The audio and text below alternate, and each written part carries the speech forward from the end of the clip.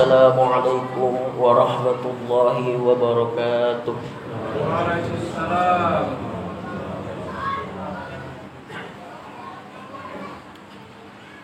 Allahu Akbar, Allahu Akbar, Allahu Akbar, Allahu Akbar, Allahu Akbar, Allahu Akbar, Allahu Akbar, Allahu Akbar, Allahu Akbar, Allahu Akbar kabira, walhamdulillahi katsira, wa subhanallahi bukratan wa asila. La ilaha illallah, wallahu akbar, Allahu akbar, walillahil hamd.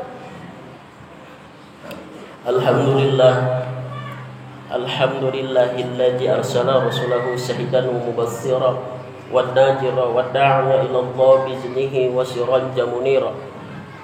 Asyhadu an la ilaha illallah wahdahu la syarika lah wa asyhadu anna Muhammadan abduhu wa rasuluh.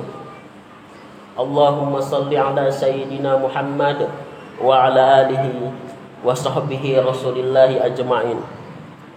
Qala Allah ta'ala bi kitabil karim, ya ayyuhalladzina amanu ittaqullaha haqqa tuqatih wa la tamutunna illa wa antum muslimun. Wa qala aidan, bismillahirrahmanirrahim, inna a'tainakal kautsar fasholli li rabbika wanhar, inna sani'aka huwal abtar. Ibadallah, usikum binafsi faqad fazal muttaqun. Ma'asyiral muslimin wal muslimat jamaah Aidul Adha rahimakumullah.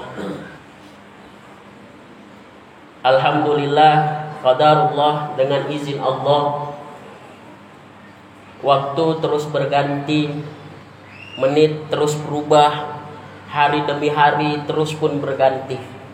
Tak terasa kita sampai pada hari raya Aidul Adha, hari besar Islam yang kedua kali setelah hari raya Aidul Fitri. Allah masih izinkan kita untuk kemudian hadir dan berkumpul di masjid yang tercinta ini.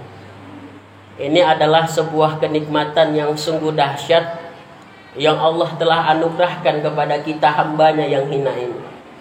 Maka benarlah janji Allah, a'udzu billahi minasyaitonir rajim, bismillahirrahmanirrahim, la in syakartum la azidannakum wa la in kafartum inna adzabi lasyadid. Kata Allah, barang siapa yang bersyukur atas nikmatku, niscaya aku akan tambahkan itu nikmat. Barang siapa yang kufur, maka azabku sangat pedih. Jamaah Aidul Adha rahimakumullah, ini adalah sebuah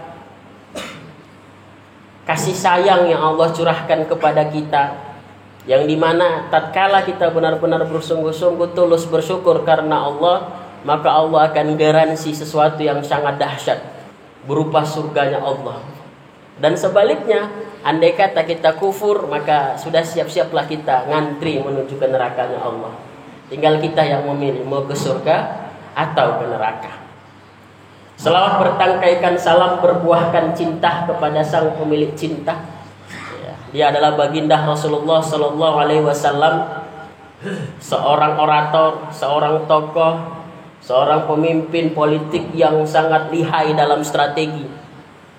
Sehingga di beberapa peperangan Rasulullah berhasil memenangkan peperangan dengan cara beliau, dengan strategi beliau. Tapi beliau tidak mengesampingkan musyawarah sehingga menghasilkan sesuatu yang baik. Walaupun sekali perang pernah mengalami kekalahan, itu dikarenakan karena banyak sahabat yang tidak sami'na wa ta'na kepada Rasulullah, sehingga terjadilah sebuah kekalahan perang. Itu juga dikarenakan karena kurangnya ibadah sunnah yang dilakukan oleh para sahabat, sehingga berguguranlah pada saat itu. Tapi setelah itu dibalas dengan kemenangan-kemenangan yang berikutnya. Mudah-mudahan kita senantiasa mengharapkan syafaat dari baginda Rasulullah SAW. Amin ya rabbal alamin. Jamaah Aidil Adha rahimakumullah. Seperti yang saya sampaikan tadi di awal, Masya Allah, Subhanallah, ya, kita sudah masuk pada fase Aidil Adha. Mungkin sadar atau tidak sadar, ya, banyak hari ini di sekeliling kita orang-orang tersayang kita, orang-orang terkasih kita tidak bersama dengan kita. Mungkin pada hari raya Aidil Adha yang lalu kita bersama dengan dia, tapi hari ini Allah lebih dulu panggil dia, sehingga dia tidak bersama dengan kita. Jamaah Aidil Adha rahimakumullah. Ini petanda bahwa Allah Subhanahu wa taala masih memberikan kesempatan kepada kita untuk benar-benar berbenah diri dan memanfaatkan momentum kehidupan ini dengan sebaik mungkin dan sebisa mungkin. Karena sesungguhnya yang hidup pasti akan mati. Kita ini hanya menunggu antrian, Bapak Ibu sekalian. Mungkin semalam saudara kita duluan, atau adik kita, atau jiran kita, atau ayah kita, atau mama kita, atau opung kita, atau siapapun di sekeliling kita. Mungkin setelah pulang dari sini, waktunya kita dipanggil Allah. Mungkin pada saat kita duduk santai di rumah, waktunya kita juga dipanggil oleh Allah. Ya. Maka orang-orang yang beriman itu senantiasa mempersiapkan diri sebisa mungkin, sebaik mungkin untuk menuju ke hari akhir. Bukan takut akan kematian. Salah satu ciri orang beriman adalah dia tidak takut akan kematian. Dia justru mempersiapkan diri akan kematian. Jamaah Aidil Adha rahimakumullah. Ini merupakan suatu keberkahan ya untuk khusus Kota Pematang Siantar bisa melaksanakan sholat Id ya. Coba Bapak Ibu lihat di berita, sosial media dan lain sebagainya, banyak di daerah-daerah besar ya, kota-kota besar tidak bisa melaksanakan Aidil Adha, dirumahkan ya. Tapi dengan izin Allah, Kota Siantar, tadi malam saya keliling Kota Siantar masih bergebu-gebu takbiran, Masya Allah ya. Masjid-masjid masih ramai takbiran ya. Tapi saudara-saudara saya di Jawa sana tidak ada, hening cipta, tidak ada. Bahkan takbiran itu tanpa mikrofon katanya ya. Naudzubillah. Tapi alhamdulillah qadarullah, Allah memberikan kesempatan momentum itu kepada kita untuk merayakannya. Mudah-mudahan kebangkitan Islam dimulai dari Kota Siantar dan di masjid ini insyaallah. Amin ya rabbal alamin. Jamaah sekalian rahimakumullah. Idul Adha itu kalau dalam bahasa Arab Aid ya, artinya adalah hari raya, merayakan. Kalau hari raya Aidul Fitri itu adalah hari kemenangan. Kalau hari raya Aidul Adha ini adalah harinya orang-orang yang berkurban. Diambil dari kisahnya Nabi Ibrahim alaihi salam. Pada khutbah singkat ini saya akan menyampaikan 3 saja hikmah dari kisahnya Nabi Ibrahim alaihi salam. Yang pertama adalah orang yang dekat dengan Allah, ujian selalu datang. Masya Allah ya. Semakin antuna sekalian, bapak atau ibu dekat dengan Allah, Allah akan uji kalian semuanya. Semakin rajin ibadah kepada Allah, semakin Allah uji. Ya, berupa kemiskinan, berupa harta yang kurang, ya, berupa penyakit yang datang mungkin sama saudara atau siapapun di sekeliling kita. Itu karena Allah sayang dan cintakan kita. Karena kita adalah bahagian darinya. Sebagaimana kisahnya Nabi Ibrahim alaihissalam. Allah uji Nabi Ibrahim. Tahu Bapak Ibu apa ujian yang dihadapi Nabi Ibrahim? Yang pertama, ujian yang dihadapi Nabi Ibrahim adalah ia melawan orang tuanya. Kenapa ia lawan ayahnya? Karena ayahnya adalah orang-orang musyrik, mempersekutukan Allah. Ia lawan. Wahai ayah, kata Nabi Ibrahim, janganlah engkau sesekali menyembah berhala ayah. Sama saja engkau mempersekutukan Allah. Apa kata ayah Nabi Ibrahim?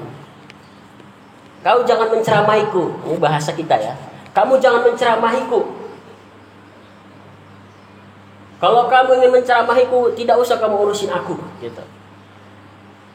Tapi Nabi Ibrahim membalas dengan santun dan beliau tidak lantas marah. Beliau cuma bilang, wahai ayahku, sesungguhnya aku adalah pilihan Allah. Aku dicintai oleh Allah. Aku selalu mendoakanmu suatu saat engkau mendapat hidayah. Dan aku selalu mendoakanmu semoga engkau segera hijrah. Masya Allah, seorang sosok Nabi Ibrahim ketika diuji berupa ayahnya mempersekutukan Allah, dia bahkan melawan ayahnya dengan bahasa yang santun dan ahsan. Ya. Mudah-mudahan ini sebagai potret buat kita, buat saya dan buat jamaah sekalian, bahwa kita sebagai seorang anak, kalau melihat ada kemungkaran di orang tua kita, kita boleh menegurnya dengan bahasa yang ahsan. Masya Allah. Itu ujian pertama yang dihadapi oleh Nabi Ibrahim alaihissalam. Jamaah Aidil Adha rahimakumullah. Ujian yang kedua yang dihadapi Nabi Ibrahim alaihissalam adalah ia melawan kezaliman pemerintah pada saat itu. Kenapa saya katakan melawan kezaliman? Karena pada saat itu di tempat tinggal dia tidak satupun orang menyembah Allah. Yang ada menyembah berhala, menyembah patung. Ya, menyembah patung. Naudzubillahi min dzalik. Dan itu yang diperangi Nabi Ibrahim. Bapak Ibu tahu bagaimana cara Nabi Ibrahim memeranginya? Masya Allah, dia dengan cara kecerdasannya. Ya, ia hancuri semua patung-patung kecil itu di tempat peribadatan mereka. Ia hancuri semua patung-patung kecil. Kemudian ia pun semua kaum-kaum masyarakat di situ bingung kenapa bisa patung itu hancur. Berdatangan semua ke tempat ibadah mereka, berdatangan bertanya, siapa yang menghancuri patung ini? Siapa? Pada bertanya semuanya. Jamaah sekalian. Lantas Nabi Ibrahim berkata, kalian tidak tahu siapa yang menghancuri ini? Itu yang menghancuri, patung yang lebih gede, katanya. Masya Allah ya, patung yang lebih gede yang menghancuri, kata. Jamaah sekalian, ya udah mintalah pertolongan sama patung yang lebih gede. Tanya sama dia, benar nggak dia menghancuri, katanya. Masya Allah. Lantas jamaah terdiam, masyarakat kaum itu berdiam. Dan pada saat itu juga Nabi Ibrahim melemparkan kampaknya kepada patung yang lebih gede dan masyarakat marah. Langsung pemimpin mereka pada saat itu mengatakan, siapkan kayu, bakar Nabi Ibrahim. Masya Allah, andil Allah segalanya. Karena Allah cinta dan sayang dengan Nabi Ibrahim, dengan keikhlasannya dan kesabarannya menghadapi pemimpin yang zalim. Maka pada saat itu juga Allah berikan keberkahan buat dia. Berubah dia menjadi air itu, api itu berubah jadi salju. Kalau Allah membiarkan salju itu ada pada Nabi Ibrahim, mungkin Nabi Ibrahim jadi kedinginan. Ibarat di Jepang ya, jamaah sekalian, sangat-sangat kedinginan. Dan itulah kedahsyatan yang Allah anugerahkan kepada Nabi Ibrahim alaihissalam. Ya. Yang ketiga jamaah sekalian, ujian yang dihadapi oleh Nabi Ibrahim alaihissalam adalah ia menginginkan suara bayi kecil. Suara tangisan bayi kecil yang sudah lama ia idam-idamkan bersama istrinya tercinta. Ia tiap malam sholat tahajud, tiap malam bermohon kepada Allah, ya Allah tolonglah, ya Allah berikanlah hamba anak yang soleh. Jamaah sekalian, selama kurun waktu 86 tahun Nabi Ibrahim berdoa kepada Allah untuk mendapatkan seorang anak. Masya Allah. Tapi hebatnya seorang Nabi Ibrahim adalah dia tetap tulus, khusyuk dan tidak pernah tinggal ibadahnya. Bahkan sholat wajibnya diulang-ulangnya sampai dengan 4 kali dalam sekali sholat wajib. Bayangkan kalau 4 rakaat diulang 4 kali. Masya Allah. 86 tahun Bapak Ibu sekalian dia beribadah kepada Allah tanpa henti. Lah kalau kita bodoh 86 tahun, tahun pertama aja udah ngeluh, ya Allah kenapa Engkau kasih saya kemiskinan, kapan saya kaya? Ya Allah doamu tak seberapa, permintaanmu selangit. Hah? Kita siapa dibanding Nabi Ibrahim Bapak Ibu sekalian? Kita siapa? Siapa kita?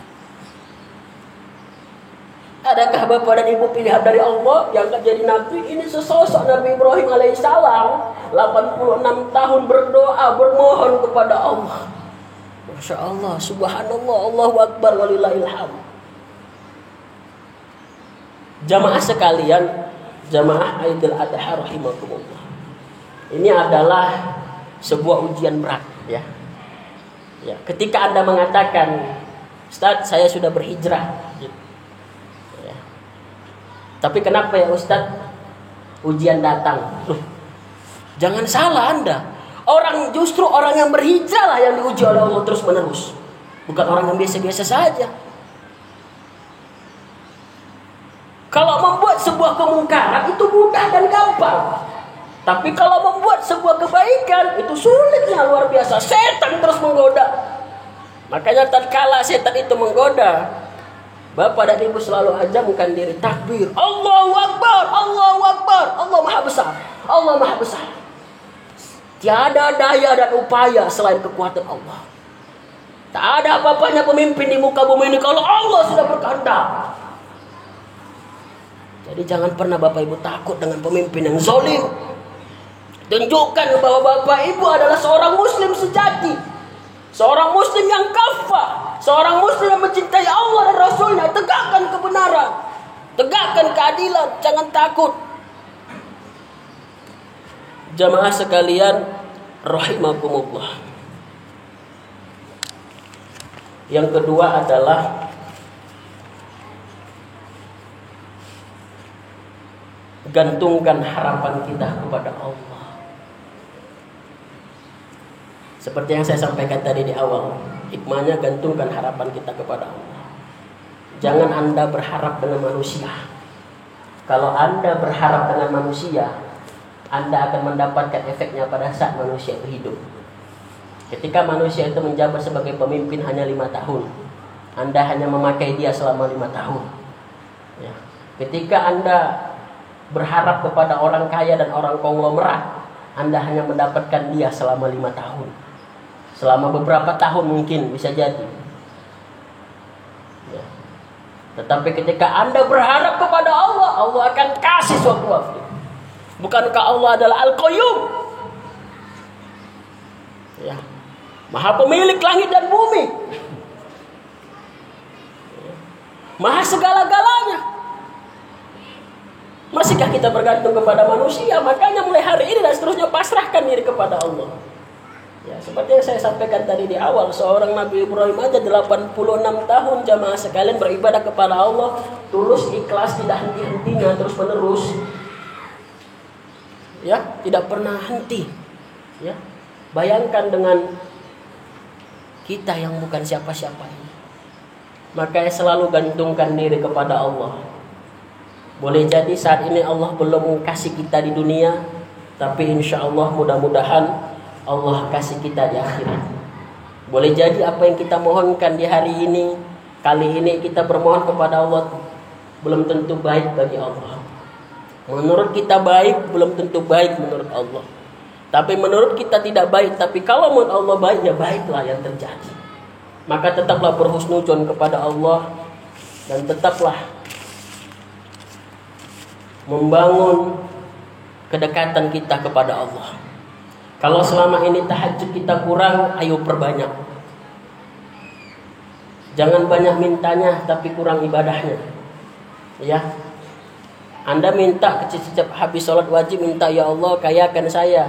Ya Allah jadikan anak saya anak yang soleh, tapi Anda sendiri tidak mau memberikan yang terbaik buat anak Anda. Bagaimana mungkin anak Anda menjadi soleh sementara Anda sebagai orang tua tidak soleh? Yang Anda makan aja haram. Ya. Pertanyaannya, adakah ayam yang Anda makan itu adalah ayam dari hasil kurban benar-benar pemotongannya pemotongan syar'i, atau hanya kebablasan tiba-tiba terbunuh di pinggir jalan, atau hanya beli di pajak yang dia pakai mesin, main sulap-sulap aja tiba-tiba jadi daging. Ayo mulai hari ini Anda harus benar-benar berbenah diri tentang makanan-makanan Anda. Makanya hikmahnya momentum Idul Adha ini kita dianjurkan berpuasa, ya kan? 9 hari dan 3 hari dan bahkan ada yang 1 hari. Pahalanya sama dengan 10 hari. Masya Allah. Itu adalah sebuah pemisalan dari Allah Subhanahu wa Ta'ala kepada kita, supaya kita belajar untuk memakan makanan yang halal. Maka afdolnya jamaah sekalian, setelah pulang Idul Adha ini, Anda makan hasil hewan kurban. Afdolnya makan hasil hewan kurban, karena insya Allah berkah.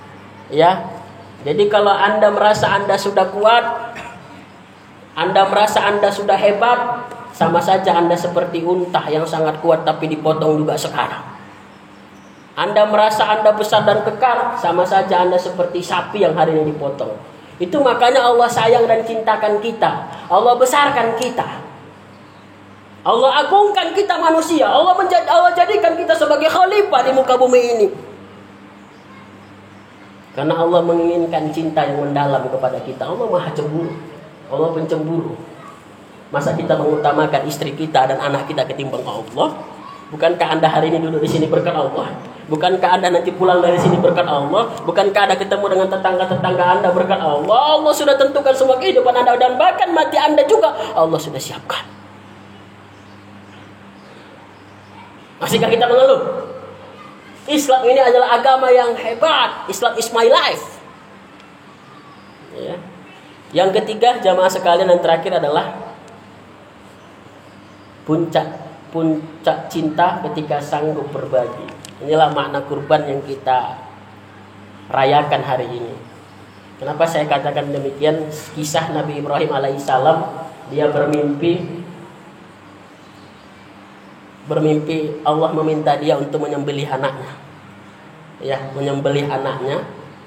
Kemudian pagi harinya ketika dia bangun, dia berkata kepada anaknya, ya Ismail, Nabi Ismail alaihissalam, wahai anakku yang tercinta, setelah lama kamu mengidam-idamkan hadir di muka bumi ini, ternyata kamu hadir juga. Tetapi saya bermimpi Allah meminta kamu kembali. Allah meminta saya untuk menyembelih kamu. Masya Allah ya. Allah meminta saya untuk menyembelih kamu. Bagaimana Bapak dan Ibu membayangkan dari hati yang paling dalam, 86 tahun menunggu kelahiran anak, tiba-tiba gak berapa lama anak kita tiba-tiba diminta lagi sama Allah. Dengan sabarnya sang anak menjawab, ya ayah, saya sabar dan ikhlas. Andai kata jika memang itu yang terbaik menurut Allah, saya siap menerima takdir kalau saya disembelih.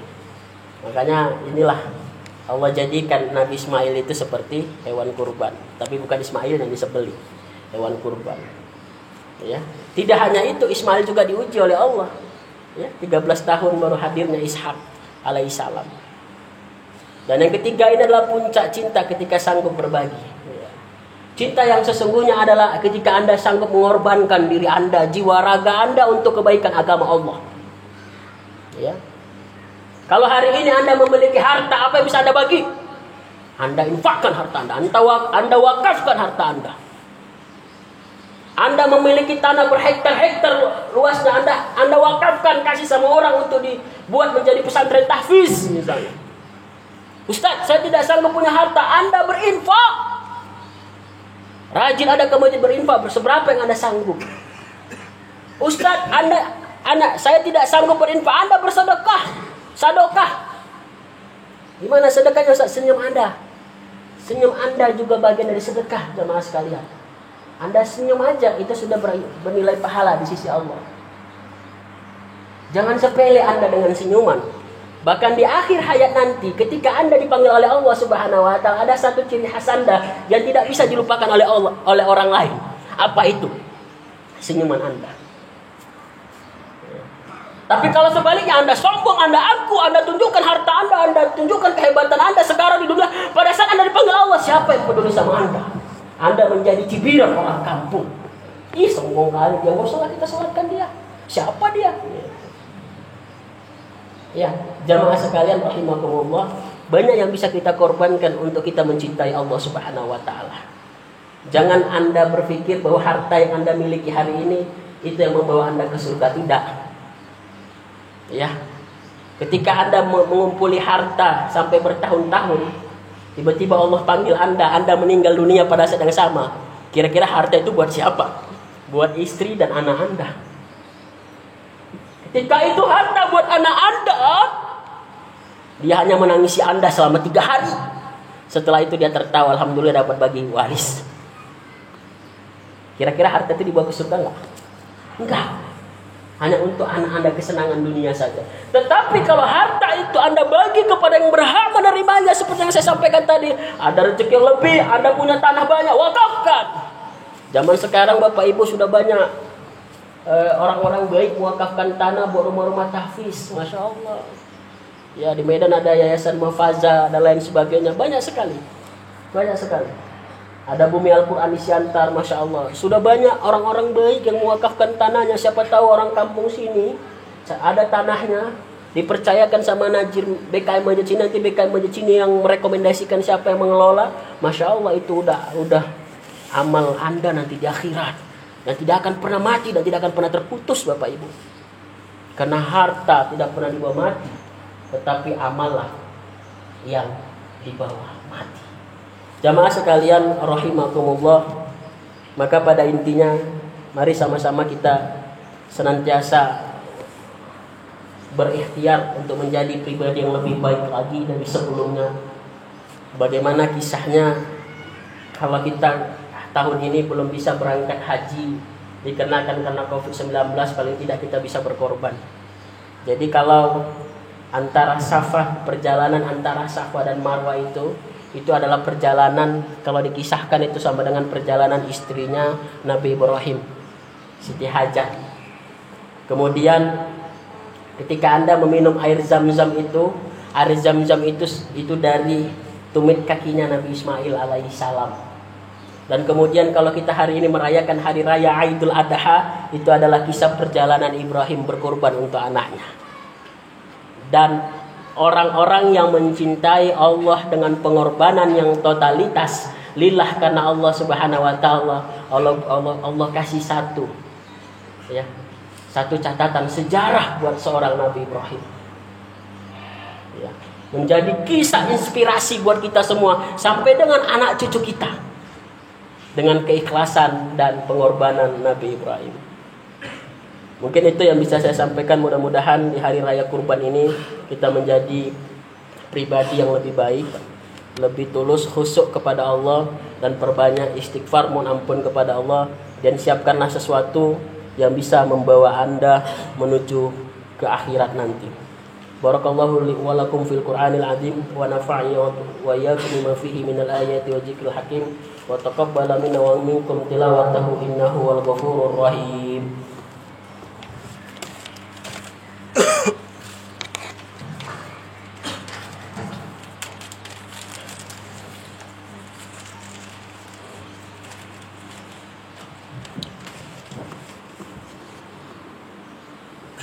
Allahu Akbar, Allahu Akbar, Allahu Akbar, Allahu Akbar, Allahu Akbar, Allahu Akbar, Allahu Akbar, Allahu Akbar, Allahu Akbar.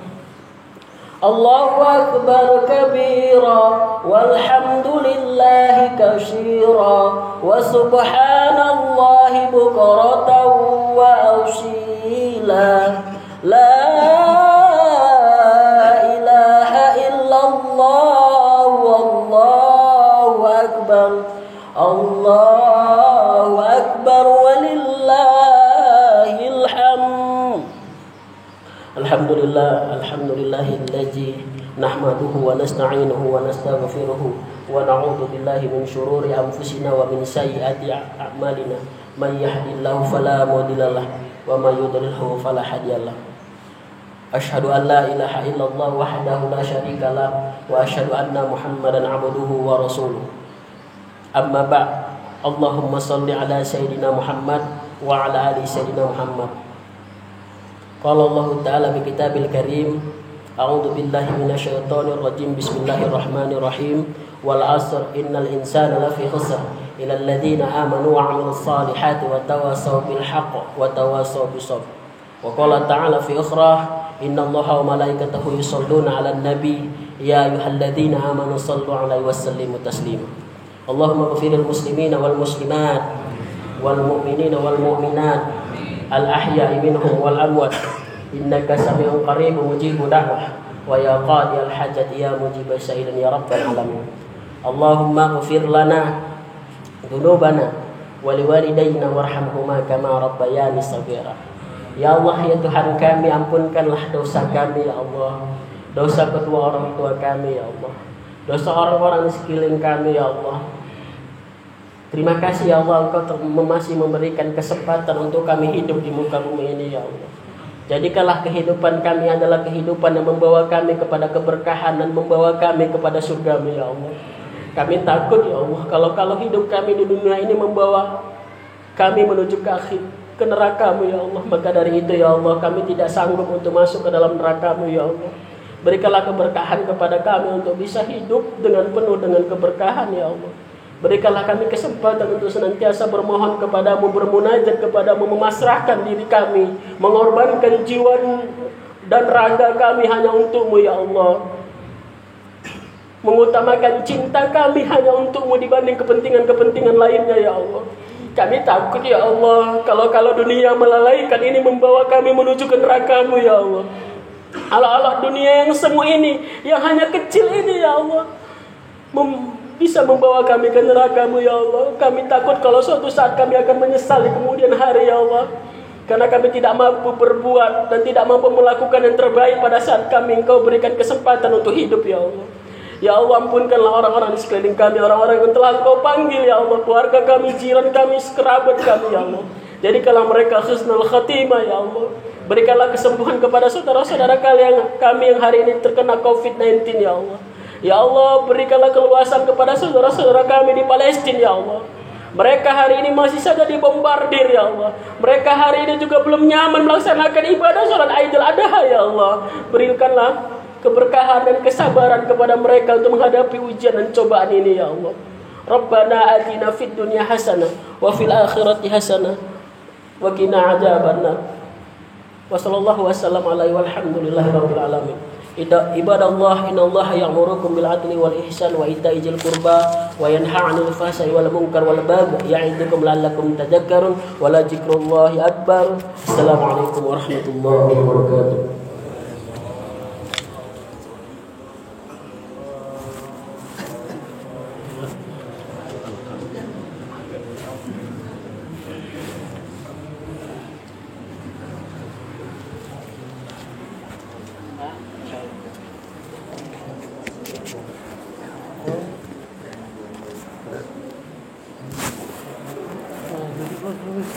Pak